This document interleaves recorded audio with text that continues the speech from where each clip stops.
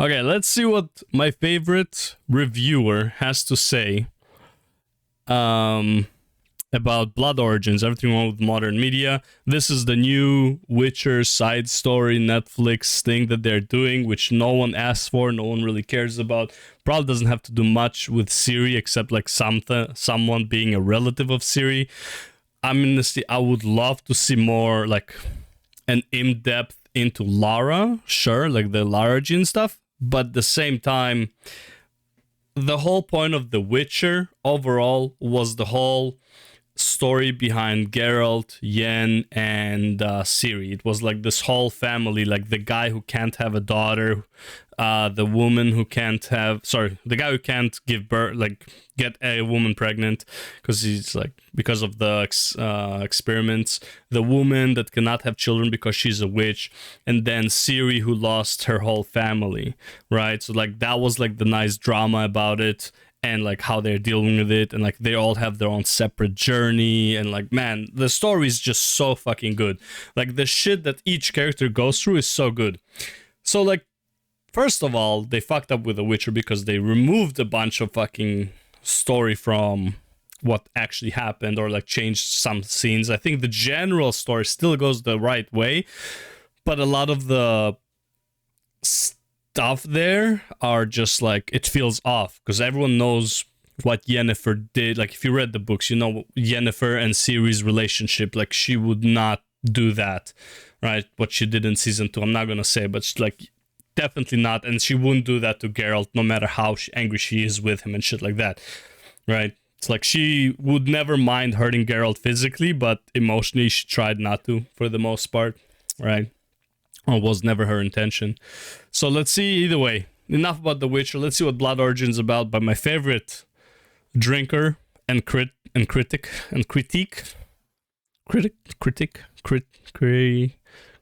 thinker. I don't know. Critique. Okay, my favorite drinker, my favorite critique about movies, shows, and all that stuff. Let's see what he has to say about Blood Origin. 2022 really hasn't been a good year to be a Witcher fan. Not only has the Netflix show stumbled through 2 disastrous seasons of a story that it doesn't have a clue how to tell, made by... I don't think the first one was that bad. I think the first one stuck to the core material somewhat okay, like acceptable enough. It wasn't like that far off. People were complaining about things like there isn't enough monster fighting in The Witcher, and honestly, and people say, oh, in the books he has so many more. No, he doesn't. Majority of the book, like by far, is more drama and not so much monster fighting. There are monster fighting because that's his job and shit, but as far as like monster fighting goes, not that much, right? At least like I felt like the series was appropriate enough, like especially season 1, appropriate enough for the amount of monster fighting. People who seem to actively hate the source material, but the tail end of the year also brought the crushing news that Henry Cavill, probably the only good thing in... I don't know, is season 3 out though? I'll need to check. I'm pretty sure it's only season 2 that's out. The entire production, and apparently the only person on set who seemed to care about the lore, had finally... No, he was just the last person to get fired who cared about the lore, yeah. Because everyone else just got fired.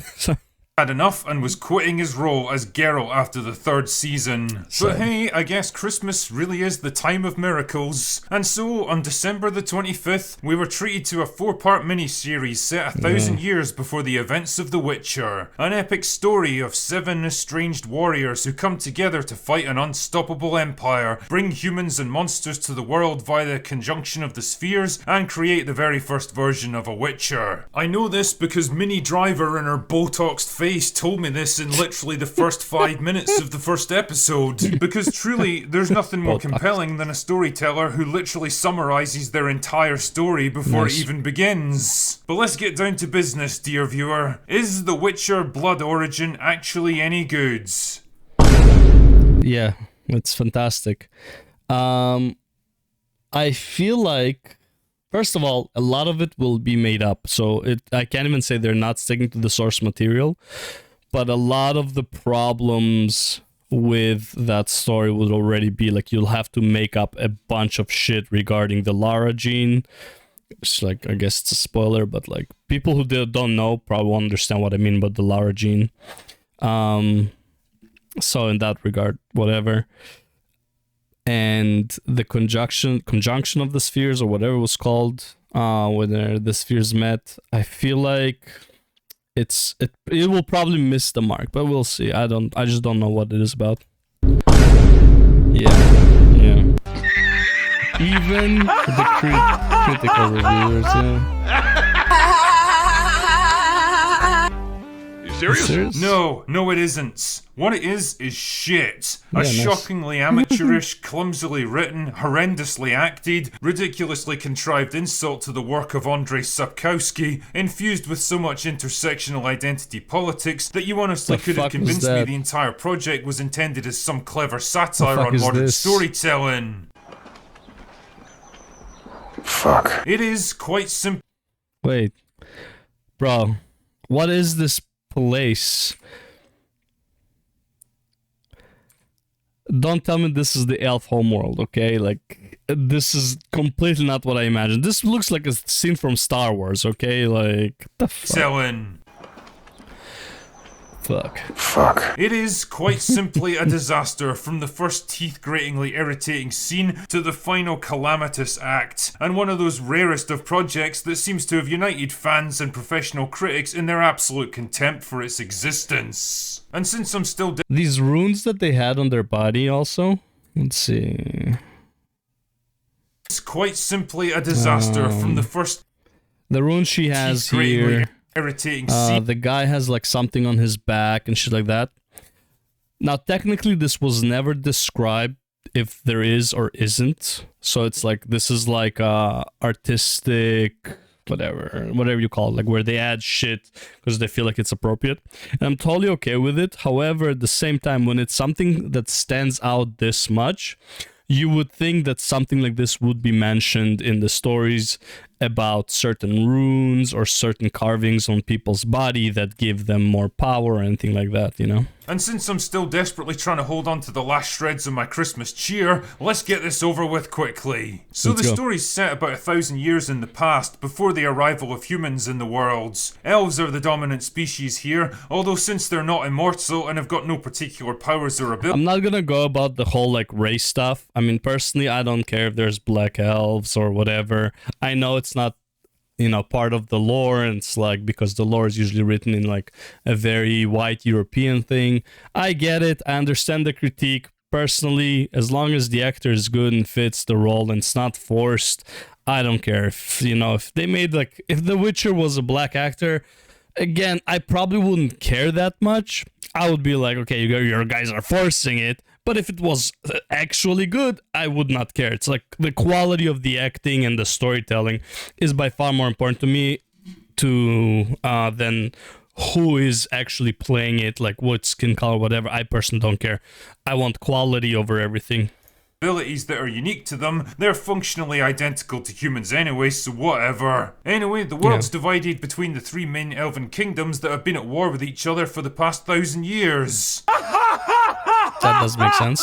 Fucking really? 1,000 years? Like, how? Why? How the hell could a medieval economy maintain a state of constant warfare for 1,000 years? Wouldn't they run out of supplies, weapons, resources, people? Anyway, the king of Sintria has brokered a peace deal between the three factions, marrying his sister off to one of the other factions. Again, probably like not said properly. I understand the critique, but it's like when someone says like we've been at war for 1,000 years, it's like saying, okay, like these two nations, these two countries, these two locations don't get along. Like if one person from here goes here, he's gonna get obliterated. If one person from here goes there, he's gonna get obliterated and all that stuff. But they're not actively at war, sending troops and all that stuff. They're just like, do not come into my territory, right? So it's like they're enemies. I wouldn't say that they're in an active war though.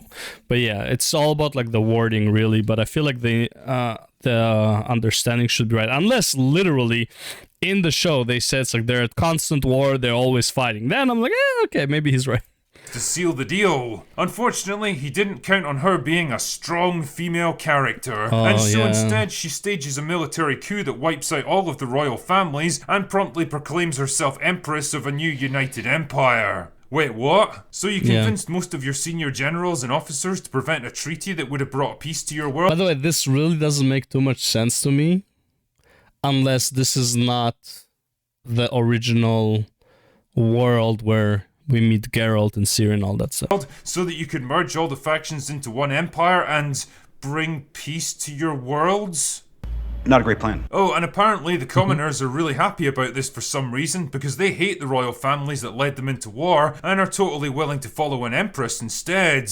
I think the writers really need to look up the word empress in a dictionary, because I don't think it means what they think it means. Also, I love the fact that everyone who's in on the conspiracy very publicly walks out of the signing ceremony before it's been concluded, and nobody thinks that this is even slightly unusual. Now, I'm no expert, but if you're at a high-stakes negotiation with hostile factions that have been at war for 10 centuries, and a number of senior personnel suddenly start leaving the room without warning, that seems like a very obvious red flag that something very bad is about to happen. Anyway, the upshot here is that strong female character... It's 1,000 years in the past. Like, I mean, they didn't have that knowledge, you know. It's like their strategic brain hasn't developed. They didn't play, real-time strategy games ever, right? So I understand how this might seem suspicious. How this might not seem suspicious to them. Is now in charge of a unified empire, although she's not really in charge because the mastermind behind the plot was actually Lenny Henry? Seriously, is this dude just available for any shit fantasy series you fancy making these days? Nah, whatever. Lenny Henry's an evil sorcerer who wants to use... Oh my god. Don't tell me they're copying this, like...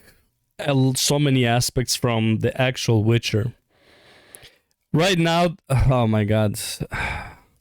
Okay, spoiler alert. Okay, if you watch season 2 of Witcher, okay, you would know that the Emperor is Ciri's dad. Okay, Duny. The Emperor wants to unite the whole world under his banner. However, the one behind this whole plan really is actually Vilgefortz. This seems like a very similar thing, except that in this case, the Empress did unite the whole world or whatever. Use a bunch of ancient tower things to open portals to other dimensions so that they can lead an army through and conquer them. I'm not entirely sure why he thinks they'll be successful, since they were barely able to take charge of their own world, but who cares? The point here is that help is at hand in the form of strong, diverse female character who used to be one of the most powerful warriors in the world, because, you know, of course she did. But she's since turned her back on her warlike ways and become a travelling singer instead, although fuck knows why, because 10 seconds of listening to her mangle the Black Rose was enough to make me resent the very concept of music. And I'm not kidding, within about 2 minutes of her introduction, she's saved a young serving girl from a toxic white male, crippled 2 of his mates with throwing knives, gotten a hearty round of applause from the ethnically diverse crowd, and admiring looks from the young girl who wants to grow up just like her. This is the kind of shit that happens when rich liberal Californians that have never been in a fist fight or a working class pub in their entire lives have to write a scene with both. It feels about as believable and authentic as Steven Seagal's hairline. Anyway, wouldn't you know it, she ends up getting arrested later because it turns out that stabbing people and beating them unconscious doesn't go down too well with the local law. Although on that subject, I love how this village consists of about half a dozen mud huts with maybe 30 people, and yet it seems to have taverns, law enforcement, and even a brothel. Does it also have a 5-star hotel with spa facilities? This is the kind of stuff you would find in big towns with affluent populations, not tiny little settlements at the ass end of nowhere. Anyway, that's when she runs into dumb white male character who got exiled from his clan for sleeping with strong female princess and ended up here instead. So they have a fight, and of course she gets the better of him, despite him being about twice her size, but then he gets bailed out of jail because apparently his father wants him to come home in time for the peace treaty. Wow, that was lucky. Talk about good timing. How exactly did his father know where he was when he'd been exiled from his homeland and could have ended up literally anywhere? How did he expect this messenger to find him and bring him back across thousands of miles of open country in a matter of days? Don't know. But Doesn't before matter. he can leave the island, a strong, diverse female character escapes from her prison because this girl don't need no man, and then she conveniently runs into her sister who also wants her to come home. Well, do these people have like a Find My Phone app or something? But anyway, she gets killed by a group of assassins who obligingly emerge from cover when it's time to take down strong, diverse female character, and then obligingly attack her one at a time so that she can fight them off. Again, I think the writers need to look up the word assassin because I love that where it's like, we're here to kill you, and they make a circle around the person, right? It's like 10 versus 1, but actually it's only 1v1 10 times. It's like they all form a circle so the person can't run, but instead of all engaging at her, they come in one by one. It's like, bro, what are you doing? because I don't think it means what they think it means. Anyway, wouldn't you know it, she ends up joining. It's like, imagine this scenario, okay? You're surrounding a person, right? Everyone converging on the one person is probably not going to be very comfortable, right? For the person inside. But also, if you all swing your swords at the same time, the person can only block a certain amount of swords. If you're all in range, like you just close in the circle enough to be in range to cut the person, no matter what the person does, he cannot do anything in that scenario. Like, all the swords will hit at once. Like, where the fuck are you even gonna, like, what are you gonna block? It's like, find that one spot where all the swords converge and just stab it with like a little dagger and stops all the swords. Joining forces with dumb white male character, and together they seek out strong, diverse female character number 2, because I guess we don't have enough of them already in this story. Basically. And together, these 3 stereotypes have to recruit a diverse team of warriors to take on the might of the Empire, defeat the bad guys, and save the universe. What an absolute unmitigated calamity of a show. Well, that, and also this story wouldn't make any fucking sense, really.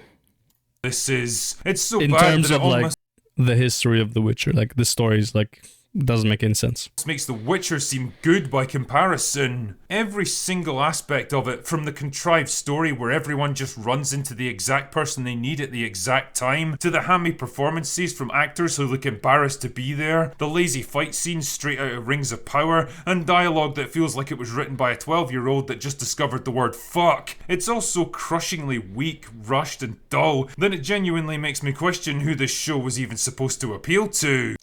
And then you have the writers. Look, I want more shows like this.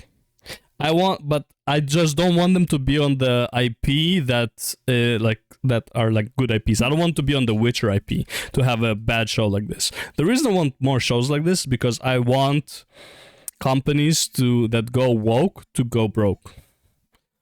Right? And it's like, the faster they do it, the better, because like it's the fastest way for them to realize that this is like, it's not happening. You're not producing good quality shit. Okay, kind of like my videos. Okay. Not that my videos are woke, but they're not high quality compared to like a lot of other videos I see. Oh yeah, modern audiences. Yeah, Everything that that was don't bad even about watch The Witcher movies. is 10 times worse here, probably because there's no one even remotely competent keeping it on track. Remember how I complained before about how difficult it was to get a sense of the geography of this world, because every location, faction, and It's race super looks different. the same as every other, so that you never have any visual or cultural clues to help you tune in? Well, it's good to Okay, see that fair they've enough. learned absolutely fuck all from that. The action zips back and forth between huge fortified cities, isolated island I don't know, I didn't have an issue with, again, like I didn't have an issue overall with The Witcher 1. I feel like it's not like you go to places like Novigrad and then you go to like whatever, like Skellige, you know, it's like you're pretty much like, you're not that far away from like where shit happened, right? So it's like, yeah, you wouldn't expect much of a difference in the climate and all that stuff. You know, so I don't know. Witcher season 1, in my opinion, like didn't have many issues in like what he's saying, at least like from a normal non-critique point of view, right? It's like, I'm just a normal dude who knows the story and watched Witcher 1. I was like, okay, it's pretty good. Witcher 2 is a different story. villages and small market towns with absolutely no sense of where they are or how they fit into a wider world. And it's not like the casting helps much either. Tell me, what exactly does a member of Raven Clan look like? Are they white, black, Middle Eastern, or Asian? Don't know, because all of them show up at various times. What exactly does your average See, like things like this, like what he just said, I agree. They take you out of the immersion. But again, if you can portray it well enough, regardless of race, I don't care. If it's like, well, Raven Clan or Ravenclaw or whatever the clan is called, it's like, okay, they all wear the same thing all the time. They have this rune on their forehead. They have this sign on them. Then I don't care what they look like as long as I can tell them apart, you know? Like, how could you tell the soldiers from the Empire in Witcher 1? Like, they all wear the ballsack armor, you know? So it's like, I don't care what they look like as long as you can identify them, like they all have a similar mark. I don't give a shit. Citizen of Zintrea sound like? Scottish? Irish? English? Again, no idea, because instead of each faction and location having a distinct ethnic and cultural makeup, what you get... That I agree with. Like, accents, in my opinion, are a big tell. Right? It's like, you can't grow up in a certain location and like, everyone has different accents. Right? It's like, and even like take places like Japan. Japan has like different connotation, like the way of speak, depending on the region you're from, right? Same like with like American. You have Texas and you have New York and you have California. They all speak a bit differently, you know, shit like that. Instead is a confusing mishmash of different actors from every possible ethnicity and region just kind of thrown in together. It's exactly the kind of shit that they pulled in Rings of Power, and it works just as well as you might imagine here. And the thing is, it didn't even have to be this way. You could just as easily have decided that the Zintreans would have been played by white English actors, the Prussians would be Middle Eastern, and the Darwins would be black. Then you could have all the diversity you could ever dream of, but still give your audience something to help them understand what each faction is supposed to be. But the writers live in a diverse 21st century metropolitan bubble, and instead of taking a moment to consider how believable this would be in a medieval world without widespread immigration, they naturally just assume that every time and place throughout history has always been this way. Don't question us, just accept what we tell you and move on. Man, I'd love to show this to a pub full of Witcher fans in Poland. It would be fucking wild. And it all looks so cheap and tacky as well, from the sets to the costumes and the battle scenes. Whether it's dilapidated villages or huge palaces, everything looks like it was built about 5 minutes before shooting started. There's no sense of this being a real lived-in world with a rich history. Character outfits are completely inappropriate for the locations they're using them, and supposedly epic fight scenes look more like a couple of dozen not particularly enthusiastic extras swinging plastic swords at each other. Making a prequel that's compelling and interesting enough in its own right to bring audiences in is difficult enough even when it's based off a popular show, but and again, the only prequel the Witcher series needs, really, is the Lara Jean and the Elven invasions. That's pretty much it. What the Huahuax, or whatever his name was, talks about later on to Ciri, you know. I mean, that's a spoiler, but also, like, you don't know what that means if you don't know the story, so it doesn't matter. Right, well, Huahuax talks about to Ciri, about the elves. I think that would be a good prequel at most. But, I mean, even then, again, the show is not really about that. It's one of the... It's like... The show is less about... I mean, it is about Ciri's power, but it's more about Ciri as a whole. It's more about Geralt as a whole. It's more about Yennefer as a whole. It's not like... These are all like devices. Like, her power is a device, because it's like...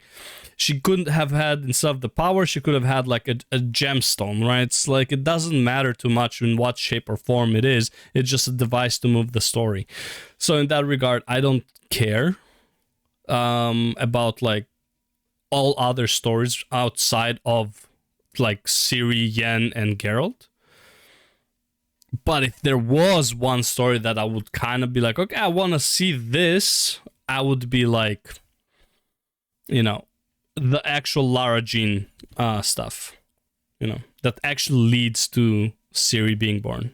The problem is that The Witcher wasn't even that popular, even with Henry Cavill in the lead role. Speaking of which, I'm beginning to understand why the guy basically lost his mind trying to work with the absolute morons behind the scenes. Make no mistake, Blood Origin is the Witcher show that they always wanted to write, where they don't even have to pretend to care about the lore or the source material, because there isn't any, and they have total creative freedom to tell the story they want to tell. I mean, there isn't any source material for that, but there are very solid speculations, and having like the elves fight amongst themselves and then one big empire and then the ancient devices that would open portals, not it, because as far as I know in the books there were no ancient device that opened portals. It was all about Lara Jean controlling, like being able to open portals.